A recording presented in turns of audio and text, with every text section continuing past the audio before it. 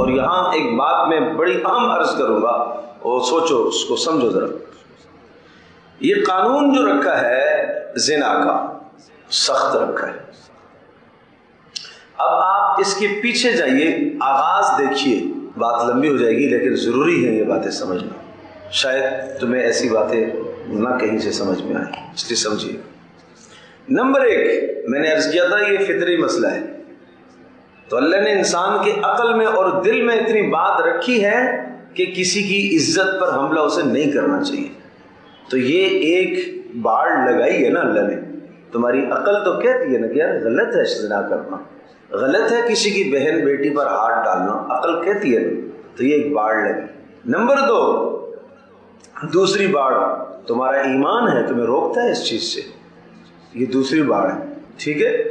Number 3، جب تم گناہ کے قریب جاتے ہو تمہارے دل میں ایک فرشتہ خیال ڈالتا ہے نہیں کرنا چاہیے تمہیں، یہ تیسری باڑ ہے، تیسری رکاوٹ کھڑی کی سامنے۔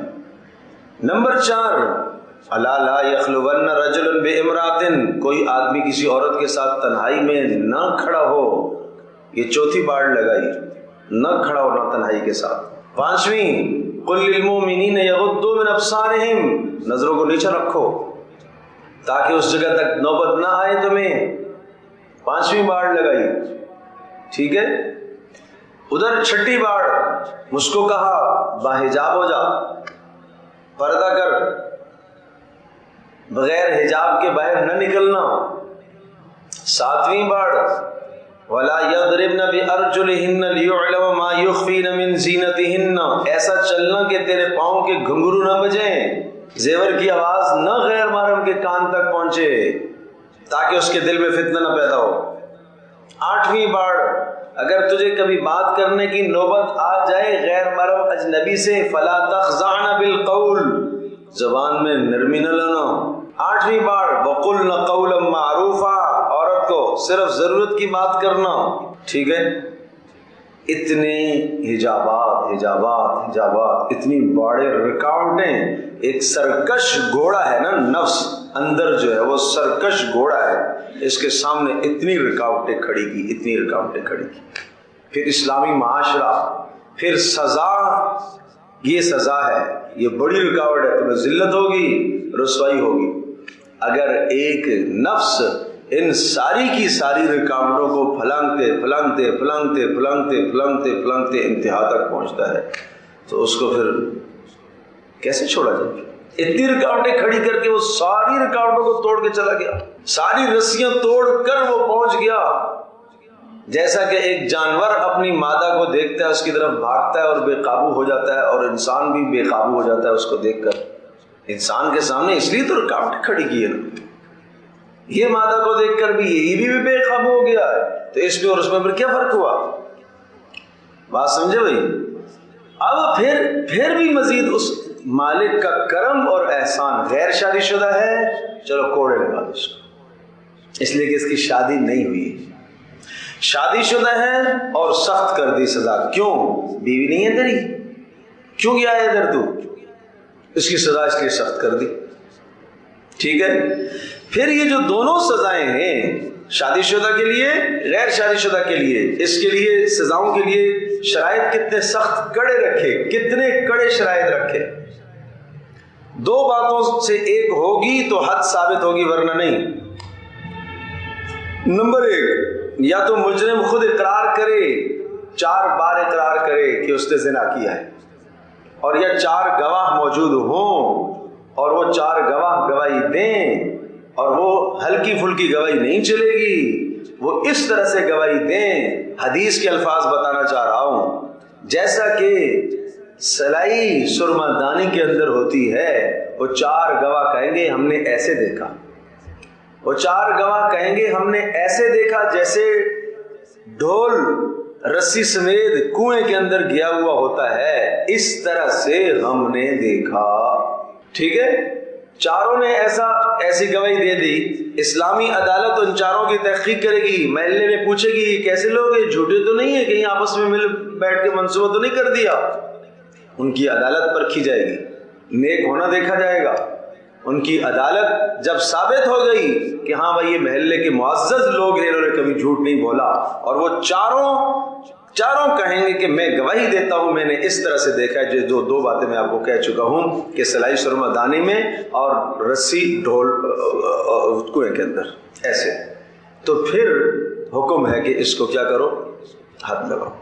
اگر غیر شادی شدہ ہے تو یہ حد کی طریقہ یہ بتا دیا۔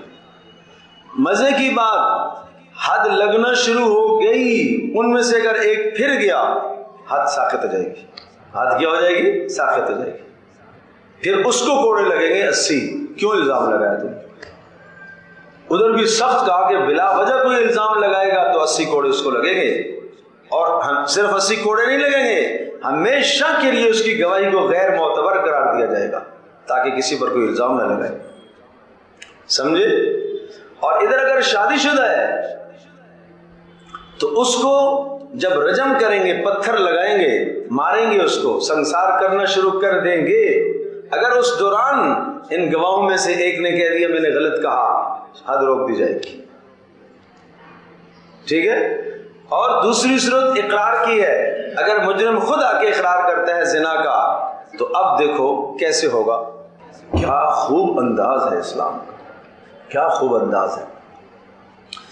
وہ آ کے اقرار کرے گا مجھ سے یہ جرم ہوا ہے، قاضی چہرہ پھیر لے گا، نظر انداز کرے گا، اس کی بات نہیں سنے گا، ایسی وہ فل بک رہے۔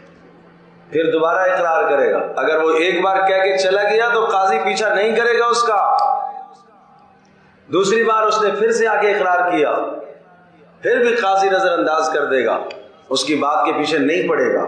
اگر وہ اٹھ کے چلا گیا قاضی نہیں پوچھے گا اس سے، تیسری بار اس نے کہہ دیا تب بھی نہیں پوچھے گا، 4 بار اگر اس نے کہہ دیا کہ مجھ سے یہ بدکاری ہوئی ہے، 4 بار، پھر قاضی اس کی طرف متوجہ ہوگا،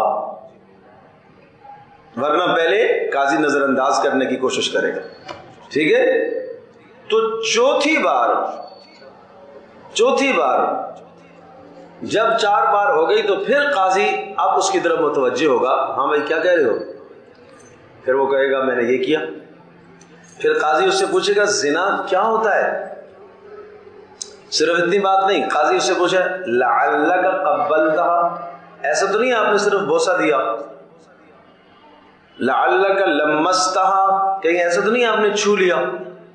نہیں، وہ کہے گا نہیں مجھ سے زنا ہوا۔ پھر وہ کہے گا، قاضی اس سے پوچھے گا زنا کیا ہوتا ہے، تعریف کیا ہوتی ہے زنا کی؟ وہ کہے گا وہ کام جو آدمی اپنی بیوی کے ساتھ کرتا ہے، یہ میرے فلاں کے ساتھ کی، کھلی ہو گئی بات۔ پھر قاضی آس پاس لوگوں سے پوچھے گا اب یہ جنون، یہ پاگل تو نہیں ہے کہ یہ پاگل تو نہیں ہے کہ بہکی بہکی باتیں کر رہا ہے؟ کسی ایک نے کہہ دیا کہ یہ مجنون ہے، حد نہیں لگے گی، ساقط ہو جائے گی۔ الحدود تندرع بالشبہات، ذرا سا شبہ آ گیا تو حد ساقط ہو جائے گی۔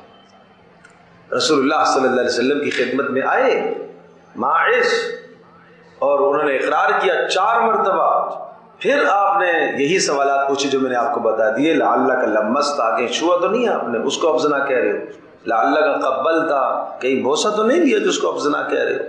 اس نے کہا نہیں یہ ہے، کیا ہوا؟ پھر آپ اس نے بتایا اس طرح سے جو انسان اپنی بیوی سے کرتا ہے وہ۔ پھر آپ نے فرمایا کہ یہ جنون تو نہیں ہے؟ صحابہ سے پوچھا اس نے شراب تو پی ہوئی نہیں ہے کہیں؟ ایک صحابی نے اٹھ کے منہ سونگا کہ نہیں اللہ کے رسول شراب بھی نہیں پی ہوئی۔ جب اتنے سارے شواہد سے بات ثابت ہو گئی تو پھر قاضی کہتا ہے اب اس کو لے جاؤ جا کے حد لگاؤ۔ اور پھر مزے کی بات، اگر حد لگنے کے دوران، پتھر لگنے کے دوران اس نے کہہ دیا نہیں میں نے غلط کہا تھا، حد چھوڑ دی جائے گی، حد روک دی جائے گی، نہیں لگے گی حد۔ پھر ایک پتھر پڑا نا، جب درد لگا اس کو، اس نے کہا کہ نہیں میں نے نہیں کیا، میں نے غلط کہا تھا، حد چھوٹ جائے گی۔ بتاؤ یہ اسلام کے قوانین ہیں، یہ سخت ہے کیا؟ یہ سخت ہیں کیا؟ جتنا قانون سخت ہے، شرائط دیکھو نا، اس کے ثبوت کے لیے کیا کڑی شرائط ہے، کتنی سخت ترین شرائط ہے۔ اور پھر جب اس کو لے گئے ماعز رضی اللہ تعالی عنہ کو، حد لگائی صحابہ نے، جب ان کو سنسار کیا، پتھر مارے، تو ظاہر ہے انسان ہے، لگے، تکلیف ہوئی، جسم دائیں بائیں بھاگے، ادھر ادھر ادھر ادھر بھاگے، وہ بھاگے تو ایک صحابی نے اونٹ کی ہڈی تھی، پیر کی لات بڑی، وہ اٹھا کے ماری، دو گر گئے، مر گئے۔ اللہ اکبر۔ نبی رحمت للعالمین صلی اللہ تعالی علیہ وسلم چونکہ حد ہے کہ حد میں نہیں معاف کر سکتا، یہ اللہ کا فیصلہ ہے، اس میں کوئی سمجھوتا نہیں کر سکتا۔ آپ رو رہے اور آپ نے یہ جملہ فرمایا کہ جب وہ بھاگا تھا تو تم نے چھوڑا کیوں نہیں اس کو؟ یہ معنی نہیں تھا کہ حد سے چھوڑنا تھا، نہیں، شاید وہ رجوع کر لیتا، شاید وہ کہہ دیتا کہ نہیں میں نے کیا، اور اگر وہ کہہ دیتا تو ہم حد چھوڑ دیتے اس کو۔ مجھے بتاؤ اس اسلام کے قوانین کیا خوبصورت قوانین، کون سی دنیا کی طاقت یا کون سی دنیا کی حکومت، کون سی دنیا کی حکومت جس کا یہ قانون اور ایسا بہترین قانون؟ یہاں تو مجرم کو سزا کیا، اس کے خاندان تک کو تباہ اور بدنام کر دیا جاتا ہے، کیا سزا ہوتی ہے آپ جانتے ہیں؟ اللہ اکبر، اللہ اکبر۔ تو اسلام بڑا عجیب مذہب ہے اور عین انسان کے مزاجوں کی رعایت رکھتے ہوئے سزائیں بھی نافذ کرتا ہے، لیکن سزاؤں کے ساتھ ساتھ عزتوں کو پامال نہیں کرتا، خاندانوں کو پامال نہیں کرتا۔ بھائی